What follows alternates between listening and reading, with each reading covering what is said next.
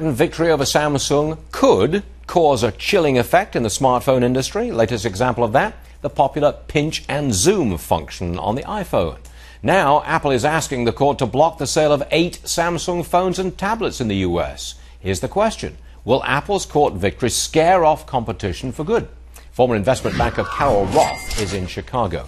The bigger issue here, Carol, is, look, these are gigantic corporations with thousands, literally thousands of very high-priced lawyers. They can swamp anybody in court, regardless of the merits of this case. The moral of the story seems to be the big guy with the biggest lawyers wins. I don't think so, Stuart. You have to remember that Apple wasn't always big bad Apple. A couple of decades ago, they were writing Apple's obituary. They were under $3 a share. What the patent does is it actually protects the little guy. It says if you invest in innovation, if you risk your time and your capital, that you will be protected from somebody knocking you off. In this case, it happened to be a big guy, but the same thing can apply for the little guy. So I actually think that this is a victory for innovation, for entrepreneurs, and for small business. Okay, does that patent protection extend to the shape of the tablet, the oblong shape? Because I think the court ruled that yes, it does. Well, I think when you're talking about something that deals with the user interface and the user experience, this is something that was so innovative that they felt that, yes, this was something that qualified for a design patent. Not every type of design is going to qualify, but if you put your time into something that is so unique and so innovative, you should be protected on that. Samsung says that ruling is bad news for American consumers.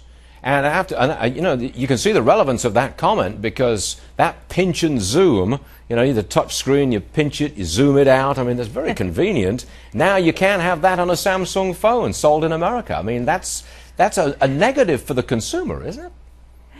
But if we didn't have the protection to begin with, we wouldn't have the pinch and zoom feature. We probably wouldn't even have the iPhone. We might be still communicating by carrier pigeons or toucans with a string in between. The point is that having that protection allowed the pinch and zoom feature to be innovative because the company was willing to put the capital to do that. So Samsung needs to come up with the next cool feature. Don't copy. Don't do the same thing. Innovate. Do the next best iteration. And I think that that's what really is at the heart of the matter. So the consumer doesn't have the choice for that particular feature, but I bet there'll be another great feature down the road very soon.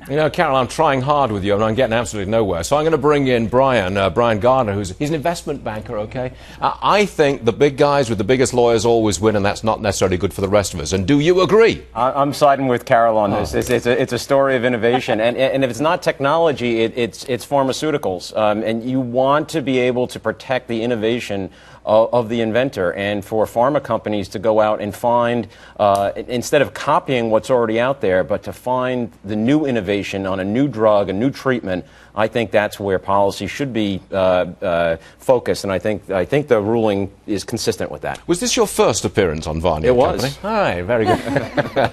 But not the last. Carol, I'm sure we will see you again. Okay? Try hard to agree with me sometimes. Carol Roth, everyone. I promise, Stuart. It's a deal. See you later. Thanks very much.